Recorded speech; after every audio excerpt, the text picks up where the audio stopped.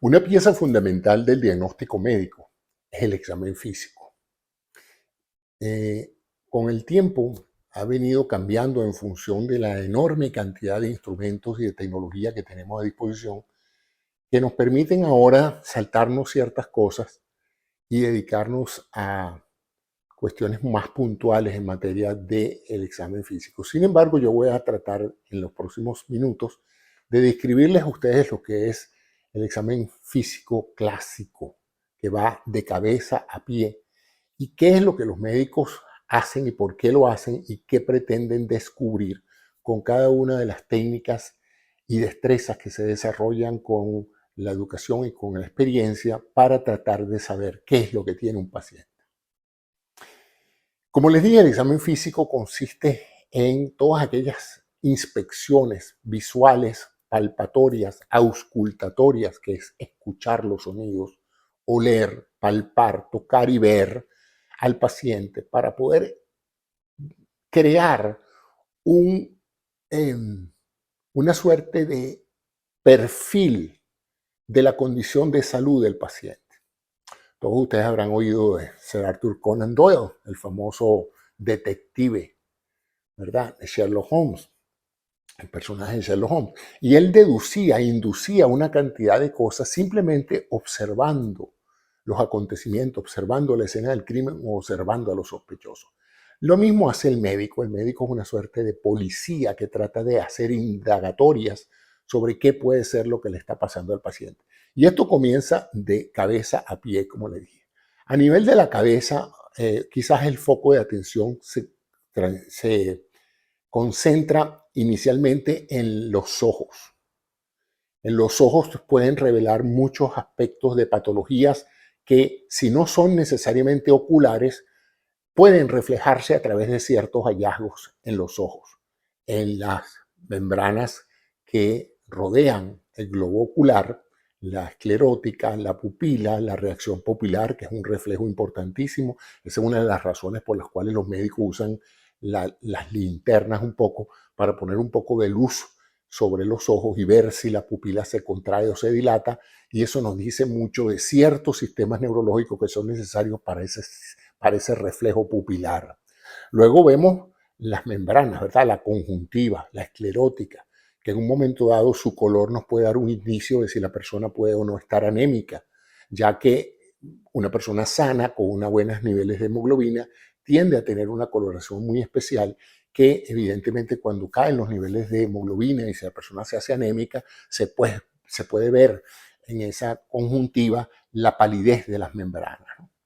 También se le pide al paciente que dirija la mirada en diferentes direcciones. Eso nos permite saber la coordinación de los músculos que mueven el globo ocular. Y eso es importantísimo porque eso nos dice que la vía nerviosa que permite controlar la direccionalidad del globo ocular está intacta. Cualquier tipo de tumores cerebrales o alguna lesión en las vías ópticas afecta la capacidad del paciente de seguir un elemento en los ojos. Por eso es que ustedes ven al médico que le dice, ve aquí, ve aquí, ve aquí, tócate la punta de la nariz con el dedo, etc. Todo eso forma parte de una evaluación neurológica que se hace sobre los llamados pares craneanos. Los pares craneanos son esos nervios que salen del sistema nervioso central y que de una u otra manera afectan todo lo que es el aparato ocular, nasal, el aparato de la boca, la deglución. Otra de las cosas que los médicos observan mucho cuando evalúan la cabeza son los rasgos faciales, la desviación de rasgos faciales, ¿verdad? Porque los músculos de la cara están sumamente conectados a nervios que van creando diferentes patrones de rasgos faciales. Y en cuanto uno de esos nervios se lesiona o alguna zona cerebral, como en los infartos cerebrales, se afecta, pues inmediatamente esos músculos van a verse flácidos y crean una natural pérdida de la simetría de las expresiones faciales. Luego vamos a la parte nasal y aquí pues usamos un aparato para tratar de ver la entrada a la nariz y evaluar la mucosa de la nariz, los famosos cornetes, que son esos pliegues internos que están en la nariz, y eso pues nos puede permitir evaluar tumores, lesiones de la mucosa nasal, pólipos. Todo eso se puede ver a través de la simple inspección de la vía aérea nasal con un aparato óptico. Luego también vemos los oídos, ¿verdad? Ahí tratamos entonces de evaluar la permeabilidad del canal auditivo externo y también hacemos algunas pruebas con unos diapasones para ver cómo está la audición aérea y la audición ósea, porque el oído humano no solamente percibe vibraciones mecánicas por la vía de la vibración del tímpano, sino a veces también por la vía ósea. Luego, el médico les va a decir que abran la boca. ¿Cuál es el motivo de abrir la boca? ¿Qué vas a hacer con abriendo la boca? Bueno, abriendo la boca, el médico va a evaluar la mucosa bucal. Ahí se pueden aparecer una cantidad de lesiones degenerativas, displasias, lesiones precancerosas que pueden estar en la lengua o en el paladar. Va a ver un poco la garganta, el grado de inflamación, si hay algún tipo de proceso infeccioso. En algunos procesos infecciosos se ven placas de pus en la garganta. O sea que el ver esos tres orificios o esos tres grupos de orificios, los dos nasales, los dos auditivos y la boca, le da a un médico la posibilidad de evaluar las características del paciente en relación a descartar enfermedades que afectan ese tipo de segmentos del cuerpo y otros producto de problemas de audición, de olfatorios o de la boca, ¿verdad? Luego progresamos hacia un poco más abajo y nos vamos al cuello. En el cuello, el médico va a estar interesado en los órganos que van o en las estructuras anatómicas que están en el cuello, que son fundamentalmente vasculares, ¿verdad? Por el cuello pasan todos los vasos sanguíneos que llevan sangre al cerebro, las arterias, todas las venas que drenan sangre del cerebro, las venas. Está la tiroide, están una serie de estructuras que normalmente no se tocan, que son los ganglios, pero que cuando se encuentran inflamados en lo que se llama linfadenopatías, ¿verdad? Una adenopatía es un aumento de tamaño de una glándula y cuando es linfo, pues es una glándula linfática. Entonces, algunos procesos infecciosos o muchos procesos metastásicos pueden en un momento dado aumentar el tamaño de estos glándulos y hacerse palpable. O sea que el médico, cuando pasa por la cabeza, además de evaluar la parte otorrinolaringológica, que es como se dice la parte de oídos, nariz, boca y olfato, va a evaluar también la estructura de la glándula y ahí cobra mucha importancia la evaluación de la tiroide, de la glándula tiroide, que no esté muy aumentada de tamaño o prácticamente intocable. Va a evaluar de una u otra manera la presencia de tumores que se puedan palpar, nódulos que se puedan palpar en la glándula tiroides. Así que ya, como vemos, hemos cubierto el examen físico de cabeza hasta el cuello y luego entramos en todo lo que es la parte torácica. Y ahí vemos pues el grueso del el examen físico que la mayoría de la gente asocia con la visita médica, que es en cierta forma hacerle al paciente quitar la parte, los vestidos de la parte superior para evaluar toda la caja torácica, la piel, lesiones de piel. Es importante saber que si un paciente está vestido puede tener una lesión de piel preocupante, que esa persona no le ha dado ningún tipo de valor y sin embargo ser una lesión que potencialmente puede ser premaligna o maligna y que se hace desapercibida simplemente porque o el paciente o algún familiar del paciente nunca lo ha notado o porque el médico no lo examina. Entonces, en teoría, se debería examinar al paciente desvestido para que el médico pudiera de una u otra manera examinar la piel y no esperar a que el paciente tenga un tumor en la piel para ir a un dermatólogo para ver la lesión por primera vez. En teoría, una consulta completa de primera hecha por un médico que te vaya a ver integralmente debería evaluar todo el cuerpo. Entonces, a nivel torácico, pues están las dos grandes principales estructuras del tórax. Se me olvidaba decirles que a nivel del cuello, independientemente de la evaluación de la glándula tiroides y de palpar a ver si hay ganglios en el cuello, submaxilares o en la parte de atrás, está también la evaluación de los pulsos arteriales. Se toca la arteria carótida y se ve si los pulsos son simétricos, es decir, si la arteria late de la misma forma del lado izquierdo que del lado derecho, porque eso puede también revelar alteraciones del sistema circulatorio en una cosa tan importante como la sangre que llega al cerebro. Bueno, volviendo al tórax, entonces, en el tórax están dos grandes estructuras de gran importancia diagnóstica, los pulmones y el corazón. Por supuesto que hay muchas otras, pero básicamente en el examen físico se evalúa la respiración y la actividad cardíaca. Como ustedes saben, el órgano de los pulmones es básicamente un fuelle que se infla de aire y se desinfla de aire en forma periódica. Esa entrada y esa salida de aire de los pulmones produce ciertos sonidos, sonido del aire entrando a los pulmones y el sonido del aire saliendo a los pulmones. Y ese sonido es característico y entonces el médico, para saber en cierta forma cómo se está inflando ese órgano que son los pulmones, va a hacer dos recursos. Uno es el recurso de tocar la caja torácica en un proceso para establecer la sonoridad de esa caja torácica con un pulmón lleno de aire. Y eso se llama palpación, ¿verdad? Y en esa palpación él está tratando de establecer la percusión y ese proceso se llama percusión. Él va a percusionar como si fuera un tambor y va a tocar en diferentes áreas de la cavidad torácica para ver cómo suena. Porque el sonido de un pulmón bien inflado tiene una sonoridad muy característica que uno aprende a través del examen con los pacientes. Pero cuando ese pulmón está congestionado de líquido, como es el caso de las neumonías, o cuando hay un derrame pleural, es decir, la membrana que envuelve al pulmón se encuentra llena de líquido, esa sonoridad cambia. O sea que a través de este proceso de percusión, el médico que está examinando al paciente puede inducir perfectamente que este paciente tiene una congestión pulmonar que está haciendo que parte de su pulmón no está siendo ventilado.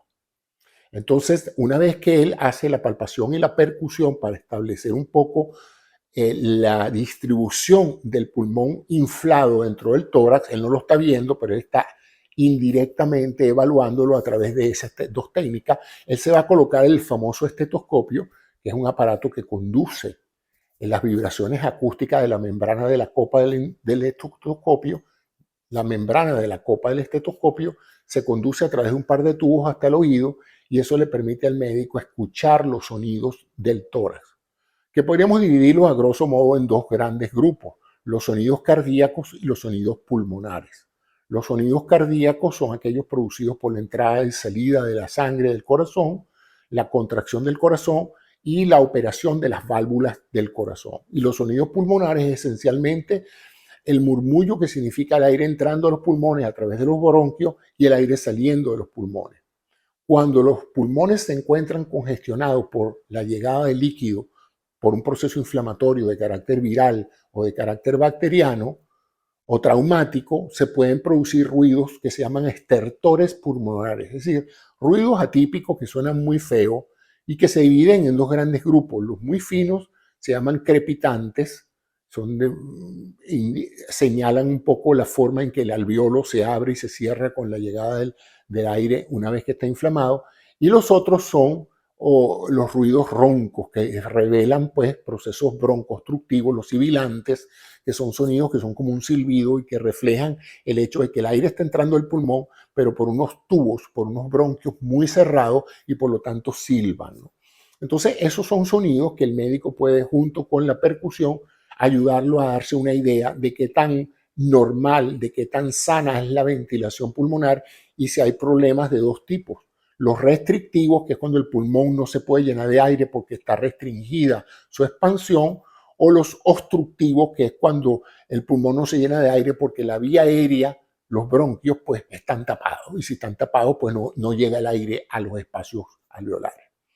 En términos de la auscultación cardíaca, entonces estamos tratando de escuchar el sonido del corazón de diferentes posiciones y a través de eso el doctor puede escuchar el corazón, evaluar una taquicardia, una bradicardia y los famosos soplos. Los soplos y otro tipo de sonidos se pueden producir cuando hay la apertura y el cierre de las válvulas, cuando las válvulas se dificultan en abrir para dejar pasar la sangre, se habla de lo que se llama la estenosis valvular.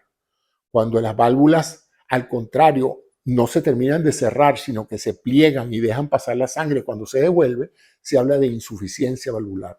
Cada uno de estos problemas valvulares genera defectos en el llenado del corazón que se traduce en turbulencia de la sangre y eso genera lo que se llaman los famosos soplos cardíacos.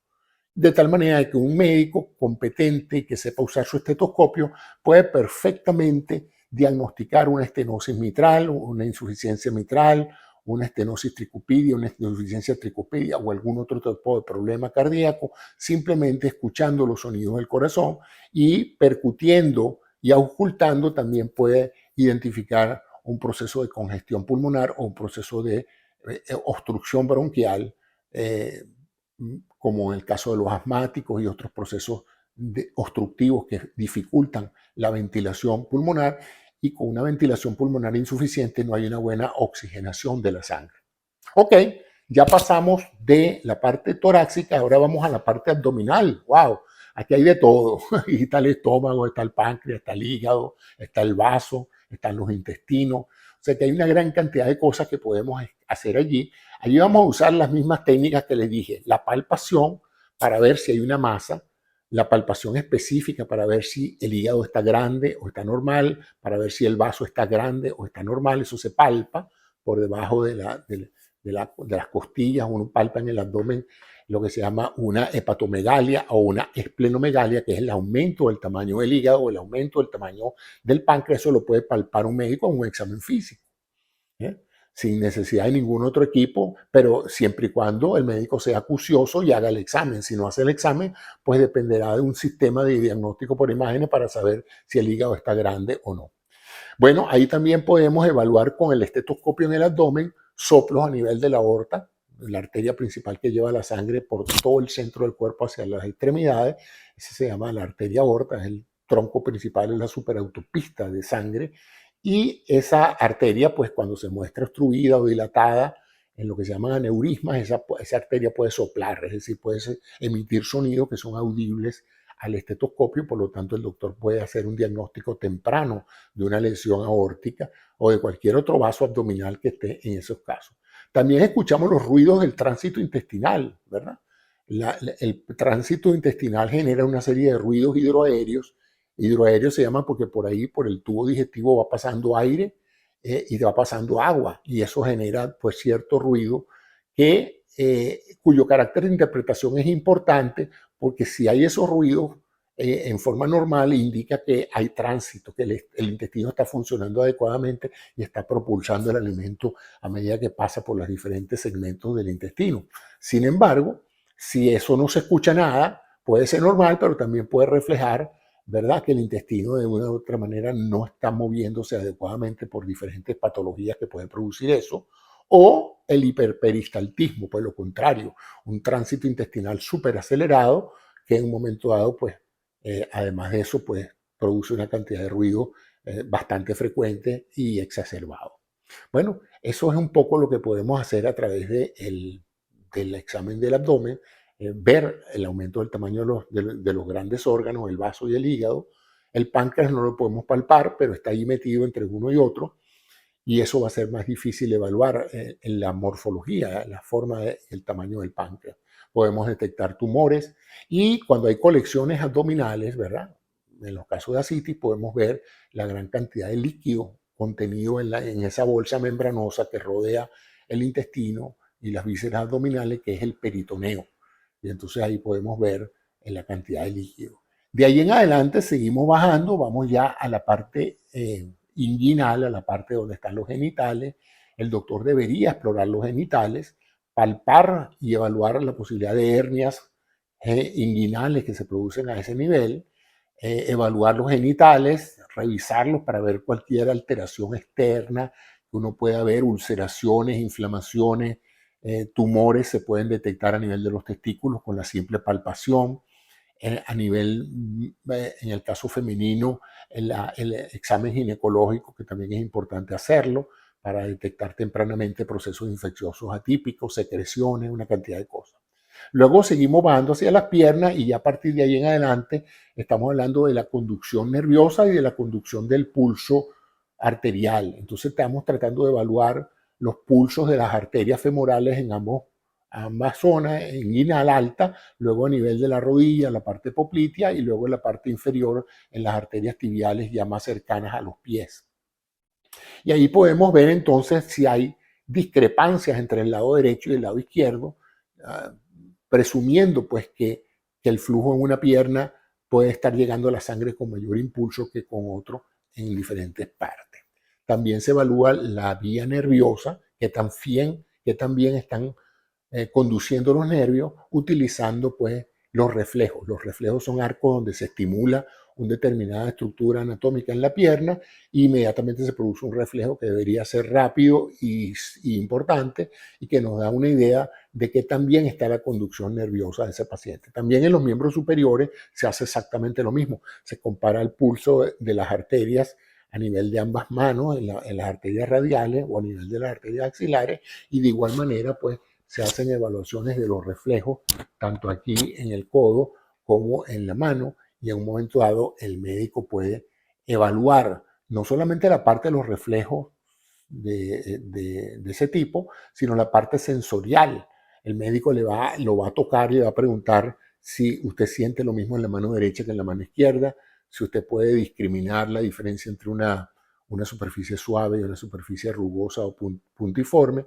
Todo eso le da al médico una importante información sobre el grado de su sensorio, que también su sistema nervioso sensa las situaciones en diferentes estructuras del cuerpo y que también su fuerza muscular es simétrica, es decir, apriete con la mano derecha y la mano izquierda simultáneamente, coordine los dos dedos, etcétera. Todo eso aparentemente nos parece un juego de niños, pero eso da muchísima información al médico sobre el estado de la conducción nerviosa, de los sistemas de control neuromuscular, y eso pues nos permite hacer una serie de diagnósticos.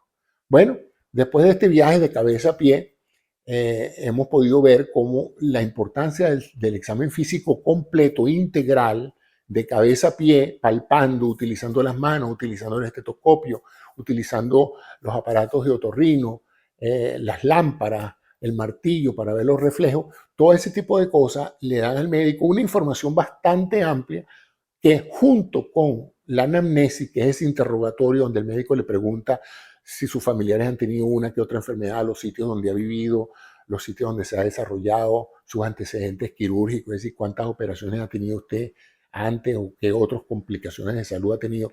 Todo eso se configura en lo que se llama un diagnóstico preliminar, es decir, el doctor, después de interrogarlo y después de hacer el examen físico, su doctor va a llegar a una impresión diagnóstica, con un diagnóstico preliminar. Yo creo que a este paciente le está pasando esto. Y en función de ese diagnóstico preliminar es que él va a pedir los exámenes de laboratorio y los exámenes de diagnóstico por imágenes para descartar o comprobar su hipótesis de trabajo. Y en eso consiste pues el acto médico. Y espero que este video les haya dado un poquito de curiosidad de saber qué es lo que el médico está tratando de averiguar cuando está haciendo todos estos procedimientos en el famoso examen médico. Entonces es uno de los ritos más importantes del acto médico porque es el momento en que el paciente cede su cuerpo al doctor con gran confianza de que lo va a tocar, lo va a oír, lo va a oler y lo va a interrogar con fines de esclarecer la naturaleza del problema que lo acoja. Entonces, ese es el comentario de hoy y seguiré haciendo videos de esta serie de qué es lo que hacen los médicos y por qué lo hacen, porque yo pienso que para algunos de ustedes es importante entender que si su médico no le está haciendo un buen examen físico, pues se está perdiendo de una cantidad de elementos que pueden ser de gran utilidad. Cada día la medicina se ha hecho más difícil en términos del tiempo de duración de la consulta médica. Muchos médicos no tienen tiempo de hacer un examen físico completo. En algunas instituciones no lo hace el médico, lo hace una persona especialmente entrenada para examinar todo esto, bien sea una enfermera o bien sea unos asistentes al médico. Así que muchas veces ese examen físico no se lo va a hacer su médico, se lo va a hacer un personal paramédico. Sin embargo, es de importancia en entender un poco los síntomas y signos que usted está desarrollando a medida que la enfermedad progresa. Mi nombre es José Antonio Cisneros, soy médico y bioingeniero y me dedico a programas de divulgación médico-científica. Gracias por su atención.